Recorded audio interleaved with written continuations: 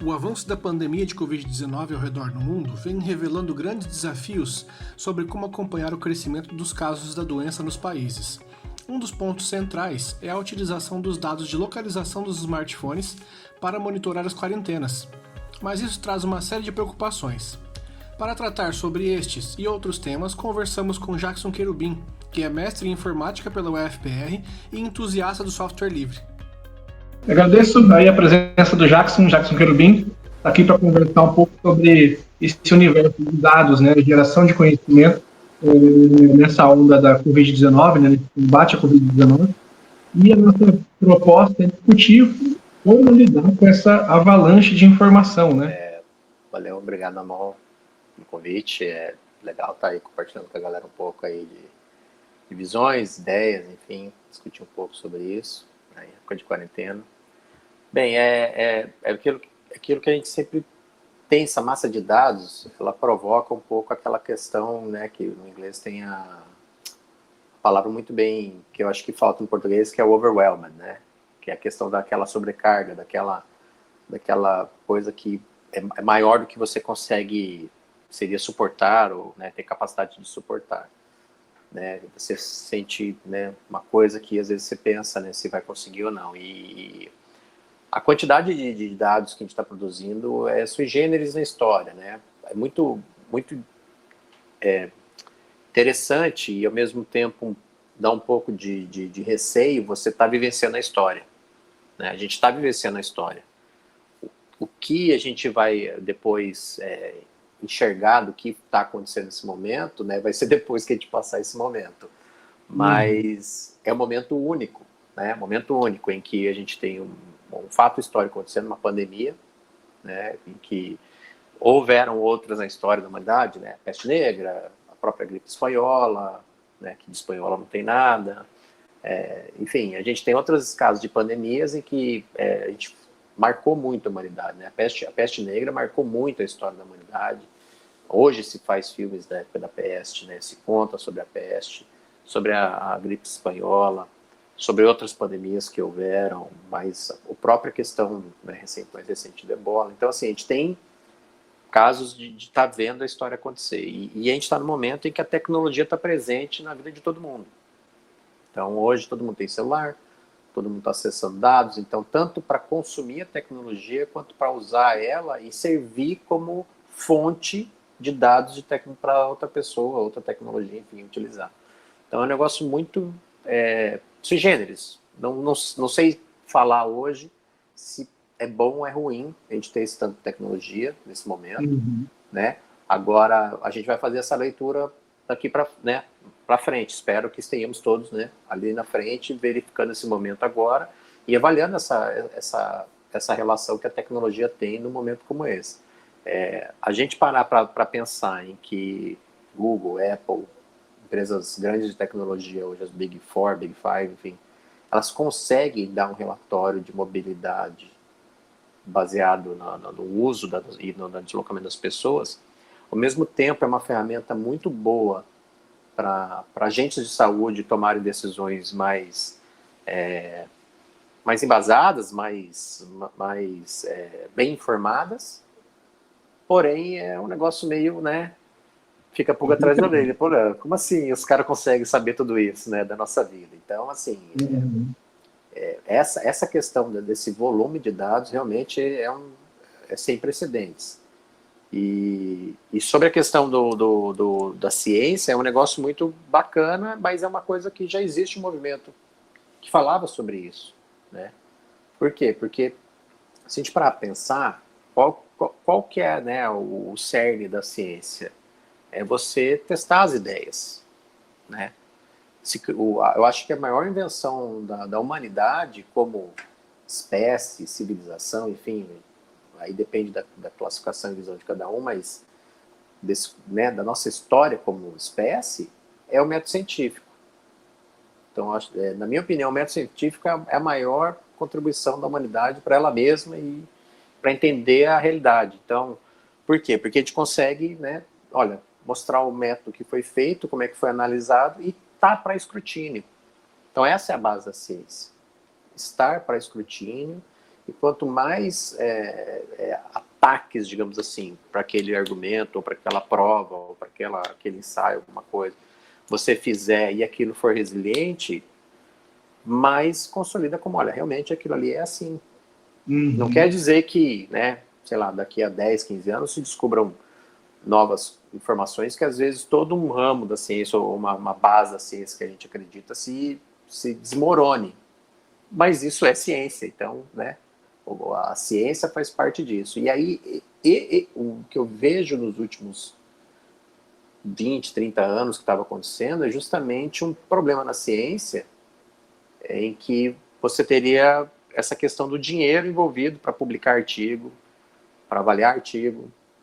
Então, assim, eu entendo, né? eu entendo a questão de você ter custo para isso. Entendo perfeitamente, assim, a questão de, por exemplo, vou entrar, já abrindo aspas, né? Custo, por exemplo, teria os revisores do artigo recebendo, se fosse o caso, que não recebem, né? Então, assim, é um negócio aí bem lucrativo, porque a pessoa que avalia, que realmente detém o conhecimento para poder avaliar e fazer a triagem dos artigos bons dos artigos ruins, não recebe. A pessoa que tem que submeter o artigo tem que pagar. E quem vai ter que ter acesso ao artigo tem que pagar. Então seria na segurança da informação existe um ataque chamado middleman, né? O homem do meio. Ele fica no meio interceptando as conversas. Então, assim, isso para mim é um ataque de middleman. E, claro, quando você tinha 20 anos, 30 anos, vamos colocar, em que você não tinha internet, você não tinha acesso consolidado para a maior parte da população, que já é um desafio que concordo que existe em boa parte da população que não tem esse acesso ainda, né? Não tem nem eletricidade, quanto mais acesso, mas enfim. Mas você tem acesso a ferramentas hoje e tecnologias hoje que é possível você não ter esse middleman. Você, enfim, diminui muito esse custo, né? Diminui esse custo, faz uma avaliação bem feita e, enfim, e a ciência ganha com isso. Agora, até a filosofia do Open Science, né? Que tem ganhado público de novo, e agora, com essa questão da Covid, as grandes editoras foram obrigadas, entre aspas, né, também, a entrar nessa onda, né? Agora, até quando isso vai durar? Então, até assim, a galera do Open Science já tinha enxergado isso, né? E aí, assim, é uma coisa que eu não acho que alguém tenha copiado alguém na questão de pensamento livre, assim, né? Porque o movimento de software livre começa lá na década de 80, começo da década de 80, porque identificou mais rápido a necessidade de ter acesso, porque o software até meados da década de 70 ele era aberto. O que era caro era o hardware. Então, a galera trocava software, trocava algoritmos. Vou ter uma ideia aqui de um classificador, de um acesso a disco, sei que lá, a galera, espalhava isso. De repente, começou a ver que o hardware começou a baratear muito rápido, e aí fecharam o software. E aí aquela troca e aquela dinâmica que se tinha começou a se perder. Foi aí que o Stallman, várias outras galeras viram isso e não concordaram, fizeram manifesto e começaram movimentos de software livre. Que depois gerou movimentos de Creative Commons, para você ter cultura, mídia também acessível, open hardware. E aí veio a galera do Open Science, porque você para pensar justamente isso. É conhecimento, gente. Conhecimento não tem que ter limites. Assim, essa troca do conhecimento, quem beneficia é a humanidade. Sim. Assim como software, em que se a gente tivesse, que nem você tem projetos como kernel Linux, a suite GNU de software, KDE, GNOME, enfim, toda vez que alguém faz esse software de uma maneira coletiva, você evita um retrabalho e você evita o retrabalho e você fica depurando mais rápido, testa mais coisas, porque as minhas necessidades não são as mesmas que a tua. Porém, pode ser que 99% da nossa necessidade se case. Então vamos trabalhar, faz um negócio bem enxuto ali e depois cada um adapta para cada um. Então você tem o kernel do Linux hoje que roda nos top computadores, supercomputadores do mundo, lá da China, dos Estados Unidos, em que tantos petaflops lá de não sei quantos mil processadores, etc. Tal, e tanto que ele roda num Arduino, num processador de, sei lá, às vezes até de menos de 1 MHz. Então, assim, você vê como que a resiliência e esse retrabalho foi evitado, e todo o esforço foi para resolver os problemas da galera. E aí, às vezes, o meu problema é o mesmo de um cara do interior da Índia. Então, resolvi meu problema, coloco online, o cara vai ter acesso. E aí, na ciência, isso também se faz necessário. Todo mundo tem acesso. Né? Pegar uma carona nessa questão do movimento do software livre, né? Que ele puxa uma questão muito interessante para a gente analisar esse processo que ele está se construindo ainda sobre a Covid-19. Né? O movimento do software livre só foi possível porque ele se construiu como movimento. Né? Então, teve um processo coletivo, de certa forma, e foi coordenado. Né? Foi um movimento extremamente coordenado para conseguir entregar tudo que ele entregou. Né? E é muito dessa coordenação que está faltando hoje na produção e na gestão de indicadores, né, de dados sobre a Covid-19. A gente vê muitas iniciativas de universidades, né, mas é aquilo, né, está tudo muito pulverizado. Cada universidade faz o teu, de repente uma prefeitura, ou um coletivo de programadores, e como a gente lida com isso, né?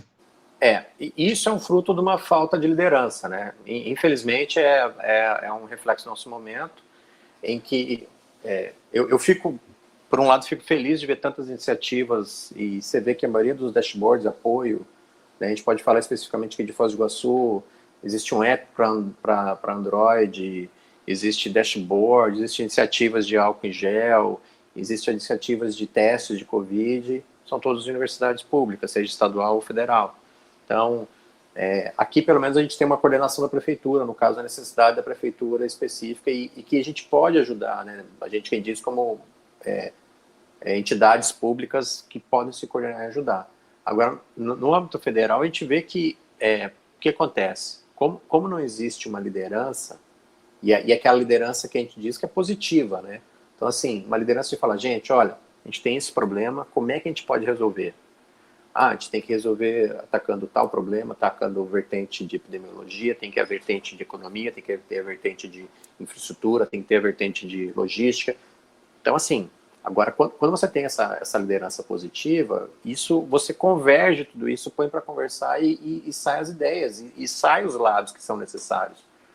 Quando se tem essa questão de várias frentes e várias dashboards, enfim, acontecendo, é desperdício de esforço da sociedade. A gente poderia estar todo mundo, e eu até já comentei com pessoas que eu conheço, enfim, falando, gente, por que não coloca isso no repositório para outras pessoas ajudarem? Tipo, né, eu não sou programador web, né, faz anos, né, minha programação web se limita a HTML, um pouco de CSS, assim, bem cru. Hoje a galera já está no JavaScript, já está com front-end, back-end e tal, blá, blá, blá. Mas assim, faz um repositório e todo mundo pode ajudar.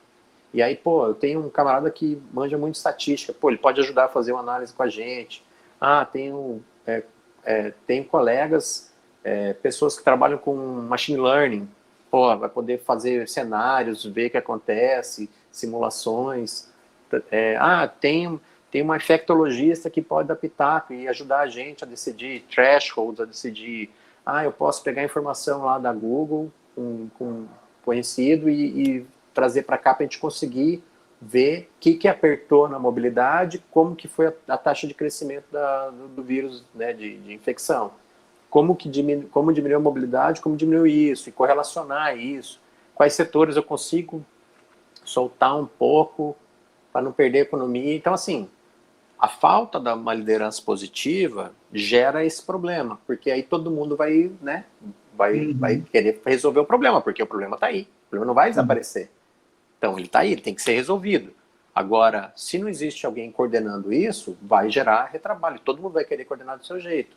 Então, aí eu acho que a gente, como sociedade brasileira, está patinando.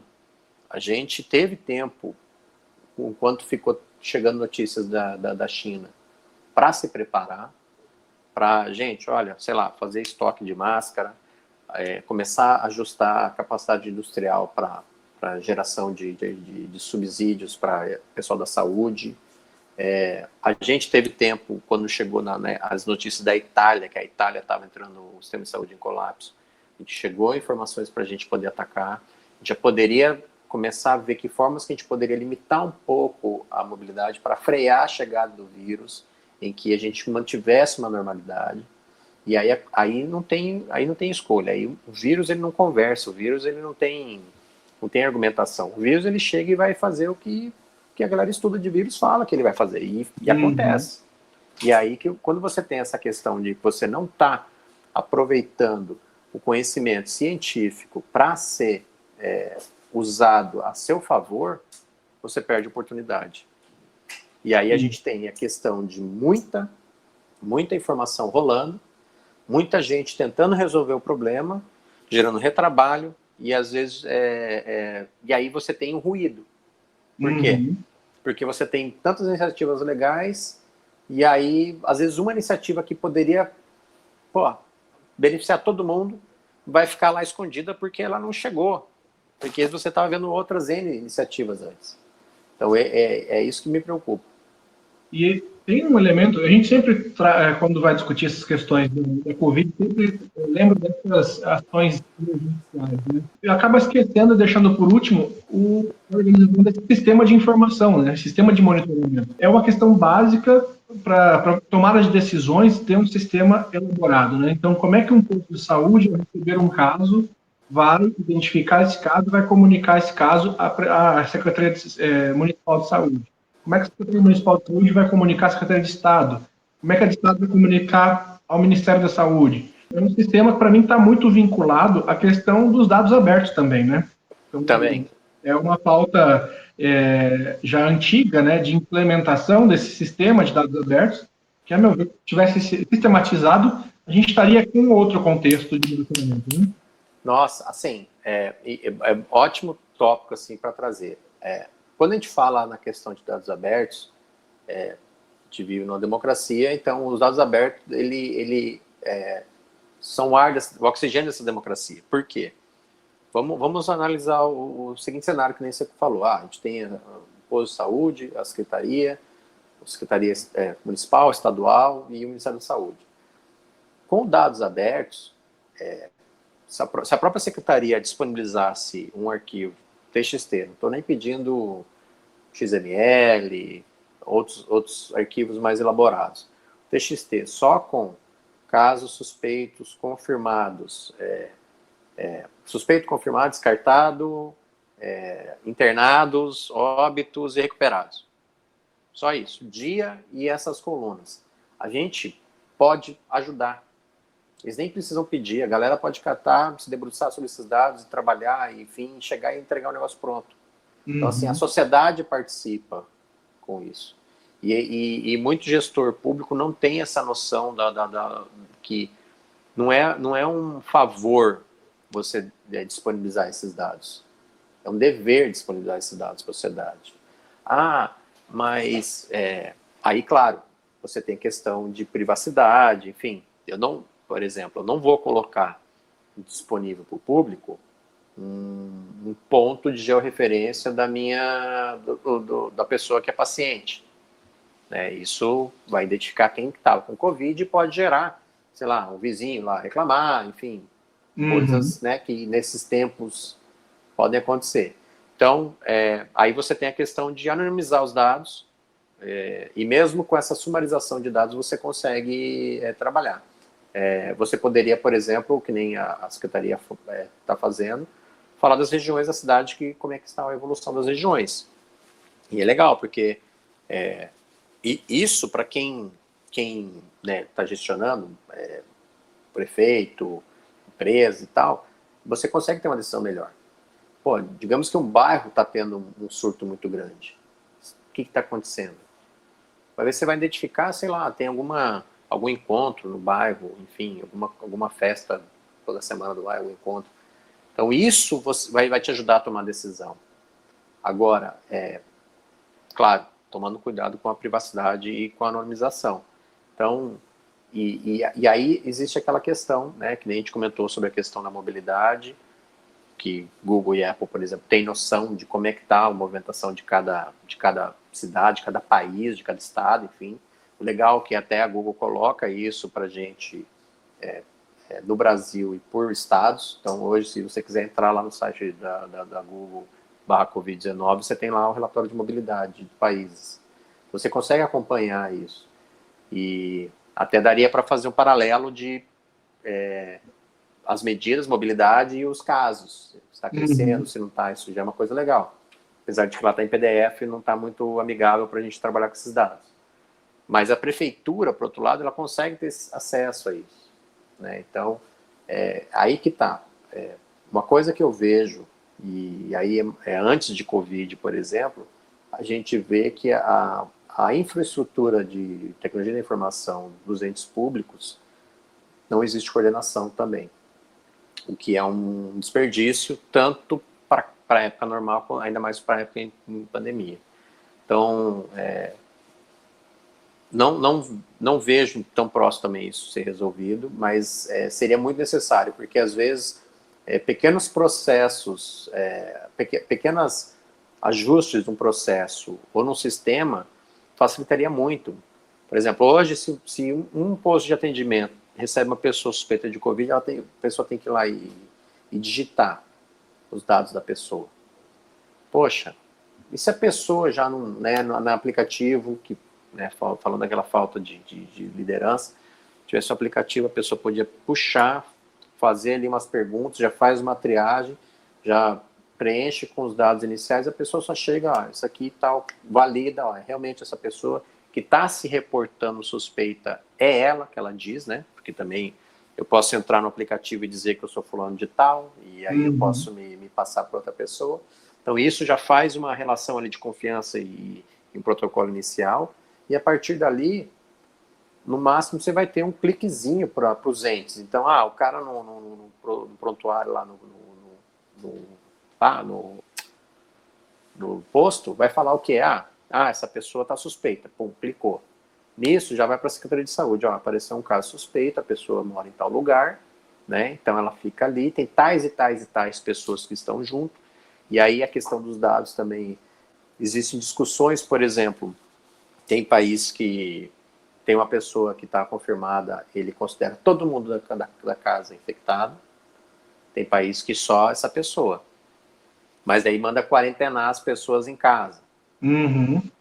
Aí só que, né? Então, teus dados reportados, confirmados, pode ficar subnotificado. Porque você não testou as outras 3 pessoas para saber.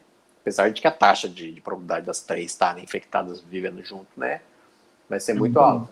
Então, você já poderia ter isso.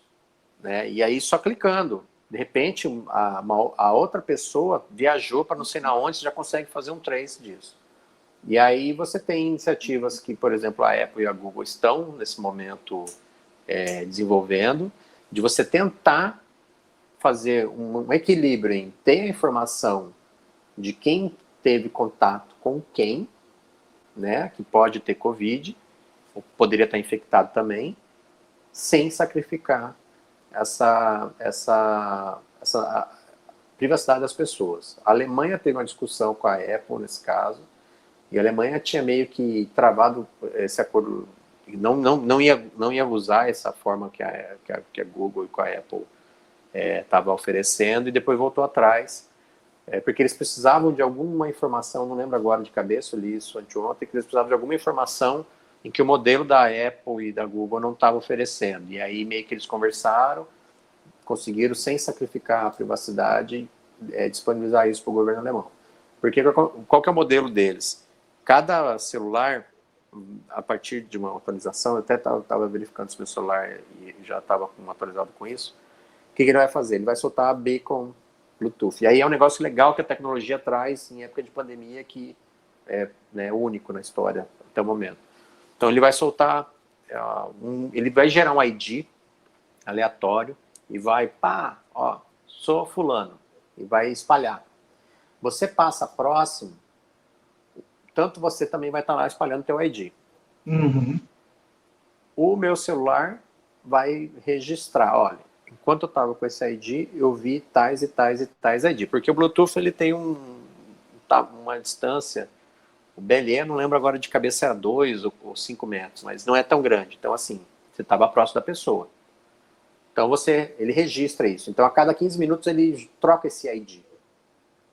A cada 15 minutos, ele gera um ID aleatório, sem relação um com o outro, e ele fica armazenando isso numa base, no próprio celular. É aí que está a diferença dos modelos que tem.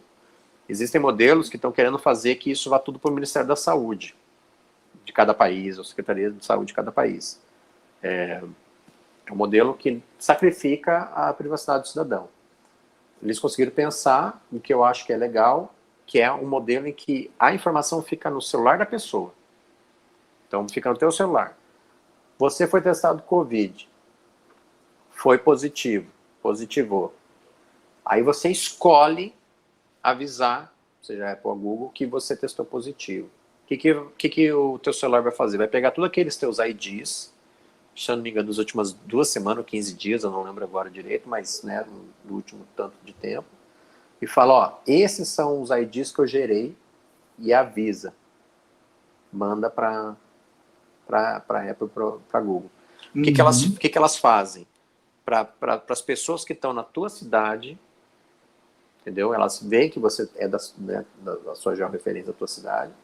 Para as pessoas da tua cidade, ela manda esses IDs. E aí o celular meu vai receber essa informação e vai falar, tá, deixa eu ver esses IDs aqui, ver se eu tive algum contato. De repente, pipoca e fala, ó, 4, 5 dias atrás você encontrou esse cara passando do teu lado no mercado. É claro que assim, no caso deles ele não vai falar, ele poderia falar isso, mas né, poderia sacrificar a informação. Mas que ele vai falar assim, ó, você teve contato no dia tal com esse ID. Então aí você poderia também, tua responsabilidade como cidadão, avisar a autoridade competente, falando, olha, tive contato com a pessoa que foi confirmada com Covid, tal dia, tal local, tal. E aí você poderia ter um auxílio da tecnologia para ajudar até a tomar decisões como, enfim, aumentar a mobilidade na cidade ou não, porque daí você conseguiria ter informação mais fácil de fazer testes e tal.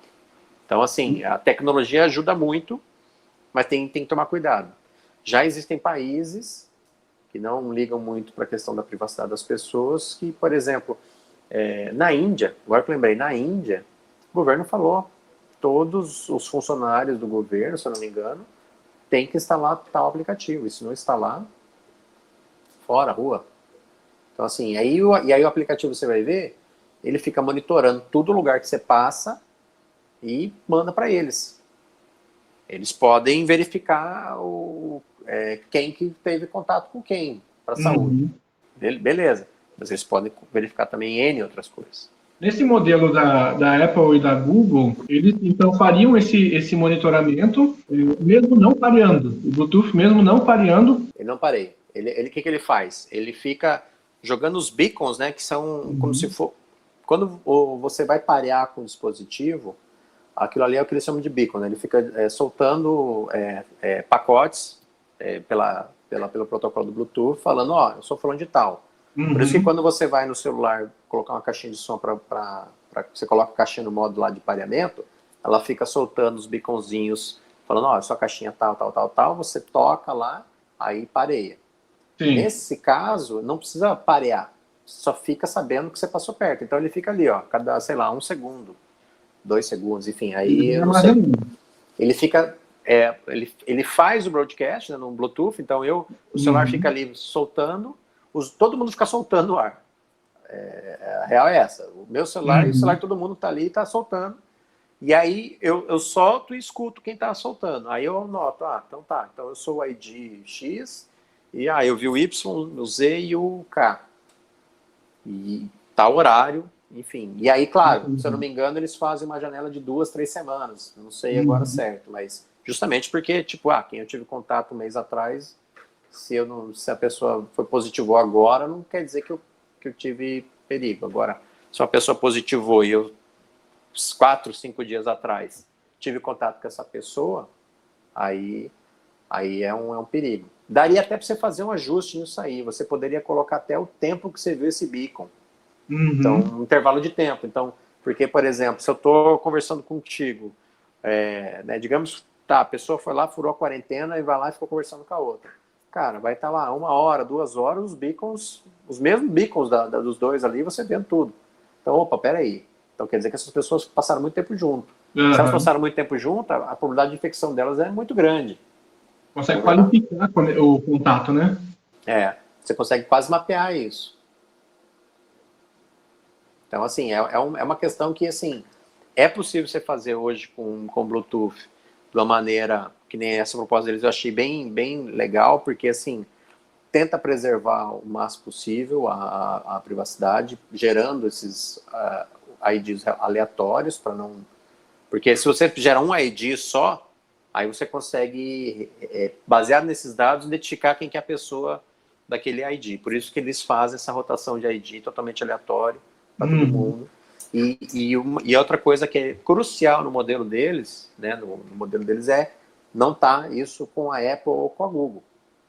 Essa informação não vai estar com eles. Essa informação vai estar no celular de cada pessoa.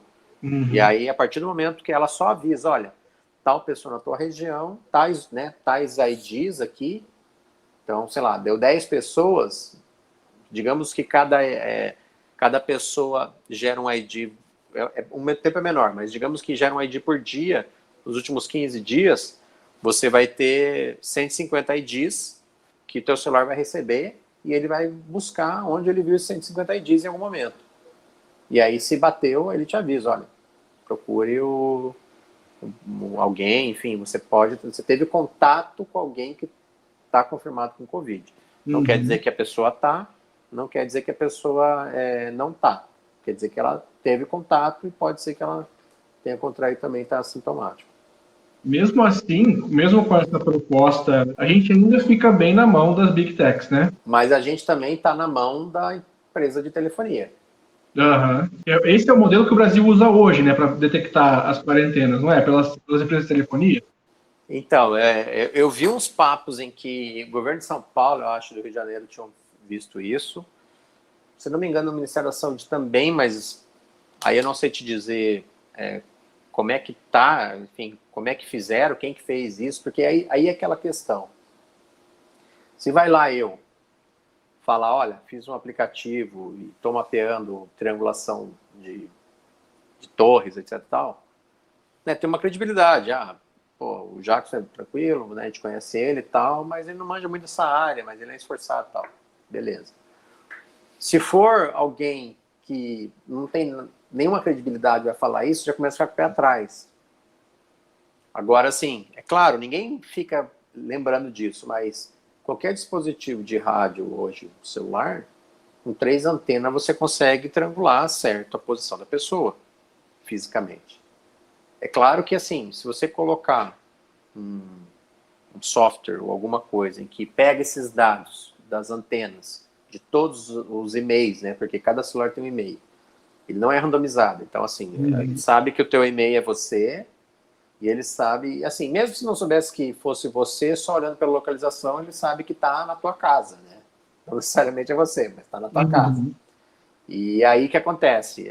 Baseado nisso, ele consegue falar assim, movimentou daqui para lá, daqui para cá. Não sei te dizer qual seria a precisão de distanciamento que você consegue pegar com as antenas, mas você consegue pegar a precisão do dia a dia da pessoa, se diminuiu ou não. Agora, não sei como isso está sendo usado, não sei como isso está sendo calculado, né?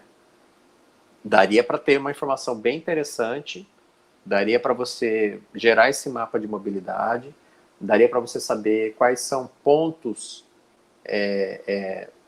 críticos da cidade. Então, assim, porque uma coisa que a gente não para pensar, claro, a gente tem mercado, tudo que a gente precisa fazer, né, quanto menos tempo possível, lógico, no mercado, e quanto menos vezes você vai estar lá, você vai estar menos tempo exposto, mas é um ponto central em que vai todo mundo lá. E aí é um ponto de disseminação de infecção de galera. Então, assim, quem vai lá, vai todo mundo. Vai assintomático, vai quem tá bem, enfim, em tese, quem tá mal não deveria ir. Mas nem sempre é assim. Então, pelas antenas você consegue saber isso, consegue tirar um coeficiente, enfim. para tirar um coeficiente de quanto diminuiu, você deveria estar monitorando isso antes. Uhum. Então, isso gera uma pergunta, peraí, a gente já estava tendo essa informação antes ou não? Porque eu não consigo avaliar hoje, por exemplo, quantos por cento, se eu começo a medir hoje, quantos por cento da mobilidade hoje na cidade, eu não consigo avaliar quanto que caiu, porque eu preciso saber do anterior. Aí gera essa questão. Acho que até fica como pauta para os repórteres que forem nas próximas coletivas perguntarem isso. Como é que vocês fazem essa avaliação de mobilidade? A gente faz com as teles. Tá. E como é que vocês comparam? Vocês comparam com que dia? Em que momento? Né? Então, assim, tem que se pensar, porque gera esse questionamento. A partir de que momento começou a validar isso? Agora, aí depois disso, a gente tem a discussão, né, da necessidade. É necessário numa época dessa? Pô, a gente precisa saber se o pessoal está ficando em casa ou não. Né? E aí, aquela volta do que a gente estava falando, da falta do vácuo de liderança, também tem impacto nisso. Porque você vê casos hoje de países em que fizeram uma quarentena bem restrita, bem forte, e hoje começam a pensar como é que vão sair dessa quarentena de uma maneira gradativa, de uma maneira pautada pela ciência, pensando na economia. Né, essa dicotomia ciência-saúde é uma coisa que não existe, só que a gente está discutindo isso. Sim. E é bem isso, né? Vamos supor que a necessidade criou agora esse sistema, né? Então, está criando diversas soluções novas desse tipo de monitoramento, né? E aí fica esse questionamento, né? E pós-coronavírus, como é que vai ser? Já que a gente não tem nenhum tipo de regulação sobre essas... Uma vez criada a ferramenta, ela vai continuar sendo utilizada. Vai, e assim, e essa é a preocupação que vai bater forte, né, pós-pandemia. Porque é aquela coisa, né? Tipo, os governos, as empresas vão tomar essa dose aí e vão olhar e vão gostar. Vão falar, opa, peraí, essa aqui é uma informação que me interessa. E eu não vejo resolução para isso se não tiver uma legislação específica regulando ou proibindo isso. Não vejo. Porque, assim, a gente já tinha movimentos de empresas de propaganda, né, e publicidade, de mapeamento com pixel escondido, com várias técnicas e tal, para até conseguir geolocalização de IP, por exemplo, quando você... e não só empresas de publicidade, a própria Apple, a própria Google, quando você vai fazer um scan de redes, né, de redes Wi-Fi, eles pegam essas informações.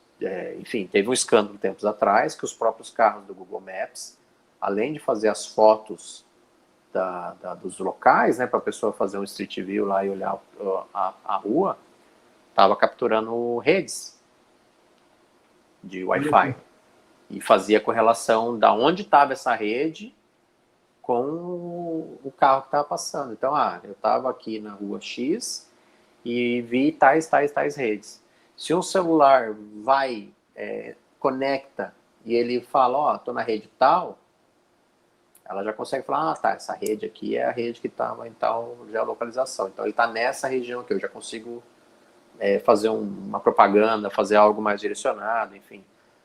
E aí que você consegue, por exemplo, por causa desses dados que eles já tinham, até por questões de aplicativos de mapas de trânsito, né, que eles mapeavam tudo isso, eles conseguem fazer essa comparação de mobilidade. Essas empresas já tinham esses dados e elas conseguem comparar de uma maneira bem fidedigna, né? Aí volta, né, até ele conseguia, já fazia, enfim. Agora, é um desafio, eu acho que não... eu acho que senão não vai ninguém vai liberar, ninguém vai deixar de usar esses dados se não houver briga. Entendeu? O modelo de ataque à privacidade tem que ser pensado para ver como poderia, às vezes, caso precise no futuro para uma nova pandemia, né? Porque a gente sabe que pode acontecer outras pandemias, enfim, de outros vírus, outros problemas. Caso aconteça isso no futuro, como é que eu ativo esse, né? Que momento eu posso ativar esse...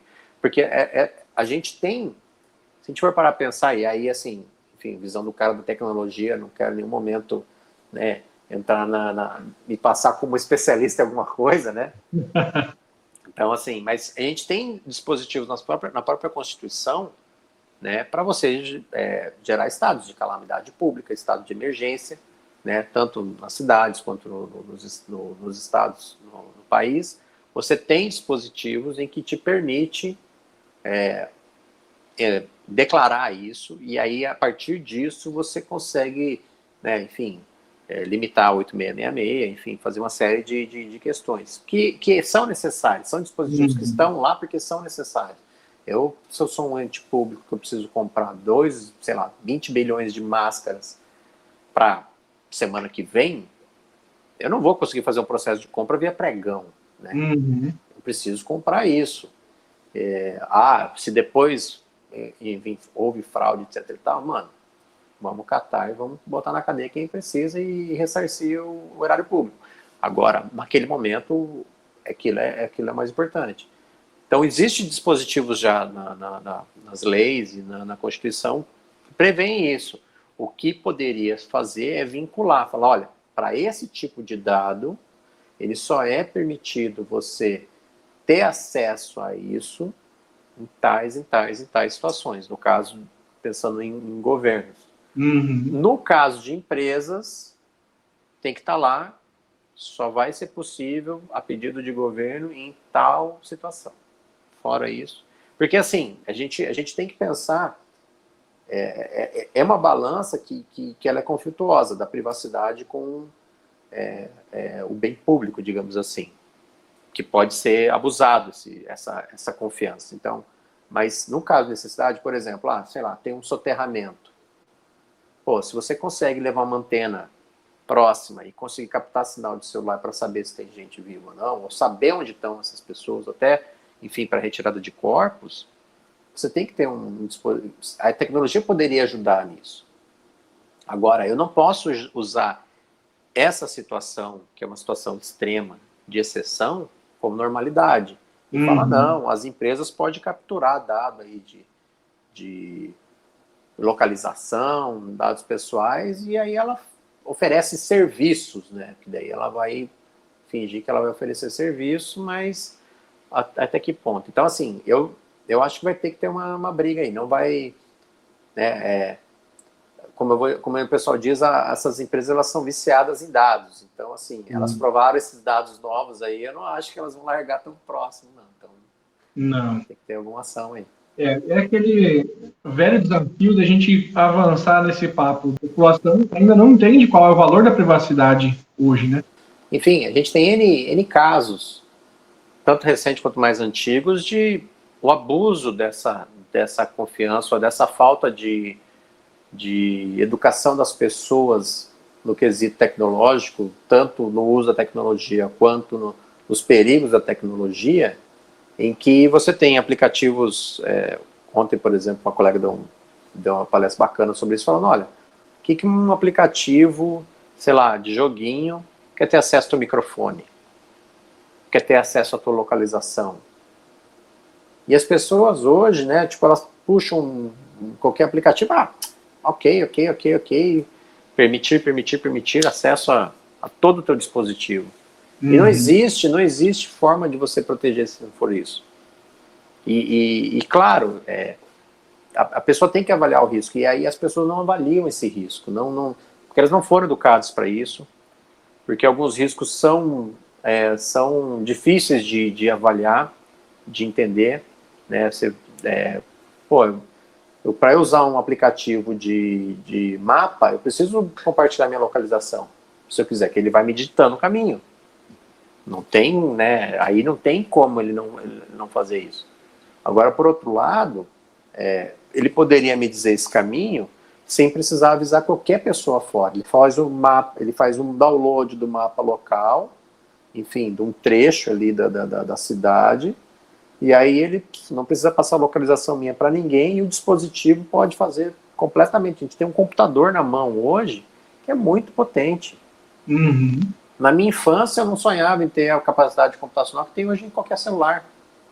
Então, assim, é um negócio que É possível, mas aí tem o que se perde com isso é esse acesso a esses dados. Então, poxa, né, as empresas sabem quais são os gargalos de uma cidade, as pessoas sabem o que você está querendo comprar, o que você está querendo consumir, elas podem direcionar isso, né? E aí você tem questões que justamente vão brigando. E eu fico muito feliz, abrindo parênteses, de ver seriados, às vezes, filmes, questionando isso, porque justamente precisa ter alguém com olhar crítico para isso. E, infelizmente, a maioria da galera, eu digo maioria porque existe boa gente pensando sobre isso criticamente, mas muita gente da área da tecnologia nem se preza a pensar sobre isso. E esse que é triste, porque você acaba sendo um vetor para isso. Falar, não, isso não é nada, isso aí não é por aí, enfim. Sendo que, né, é uma coisa que como sociedade a gente tem que pensar.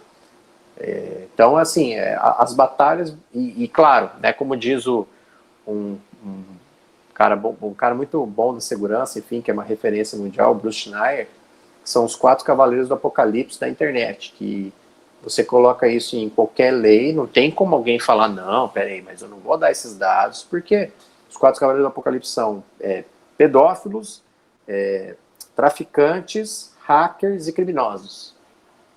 Então, assim, você coloca lá, não, mas você chega para a população no geral, que mal e mal tem uma educação boa, crítica, né? Que no Brasil a gente não tem aquela educação crítica, tem uma educação manufaturada, assim, né? De manufatura, de esteira de produção.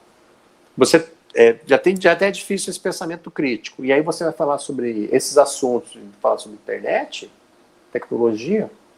Pô, eu preciso que todo celular dê os dados de localização, com quem conectou, com quem não sei o que lá, blá blá, nos últimos 30 dias. Que eu preciso disso porque, olha aqui, ó, criminosos, blá blá. É o que acontece. É o que aconteceu com criptografia de WhatsApp, enfim, bloqueado o WhatsApp, o juiz, etc e tal. Então, assim, a gente tem que pensar nisso como sociedade, né? A questão de como que a gente regula a liberdade e privacidade individual e o benefício do todo. Uhum. E, claro, identificando momentos diferentes da nossa história. Antes de uma pandemia, você não tem certas necessidades. Hoje você tem. Mas, como eu falei, poderia ativar o uso disso numa época de pandemia para poder pegar essas informações de mobilidade? Poderia. Mas não é melhor a gente ter uma população suficientemente crítica e cidadã e que entenda o seu papel como cidadão e fala, não, realmente eu vou compartilhar essa informação aqui, que fez download dos meus UIDs, do ID de quem eu fiz contato, para poder avisar que, olha, eu peguei Covid e todo mundo que possa próximo de mim é bom testar para garantir que não foram infectados. Uhum. Então isso é um efeito da cidadania. Então a tecnologia é um martelo, né? O uso positivo ou negativo vai de quem está usando ela. A essência do debate quase que tecnofilosófico, né? Tecnologia neutra. Com essa mensagem, acho que a gente finaliza, já estamos no limite já. E eu acho que é bem isso, o ponto, né? Então, a gente tem que fazer uso, sim, mas saber que o desafio, virando a página da Covid-19, a gente vai ficar atento cada vez mais ao uso desses dados, né? Pensando que, assim, esses dados, eles estão sendo coletados nesse momento, né? E aquele lance, para poder fechar e a galera pensar sobre isso, muita gente brinca que os dados hoje é o novo petróleo, né? Que era há 100 anos atrás. Então, você descobria petróleo, você estava rico. Então, hoje você descobre uma maneira de pegar dados, você está rico. Mas não é. É ingênuo quem pensa assim. Dados hoje a gente já está tratando como novo plutônio. Então, quem pega, captura e armazena esses dados, está armazenando material, digamos, radioativo. Uhum. Porque para vazar esses dados é muito fácil hoje. Então, se você não tem pessoas altamente capacitadas, que é difícil e demora para capacitar, para poder ter pessoas para pensar na segurança desses sistemas e na segurança desses dados, onde eles vão ser armazenados. Esses dados foram vazados, já, por mais que eles colocaram a lei da proteção geral de dados para o ano que vem, né, para daqui a um ano exatamente, ela vai voltar. E isso vai ter impacto financeiro. Então, assim, tem que pensar dados, pegar o mínimo possível para, né, para sua aplicação, para o teu negócio, para as tuas coisas, para realizar aquilo que você precisa oferecer, mas o mínimo possível é o mandatório, porque você evita problemas futuros. Uhum. Essa que é a questão.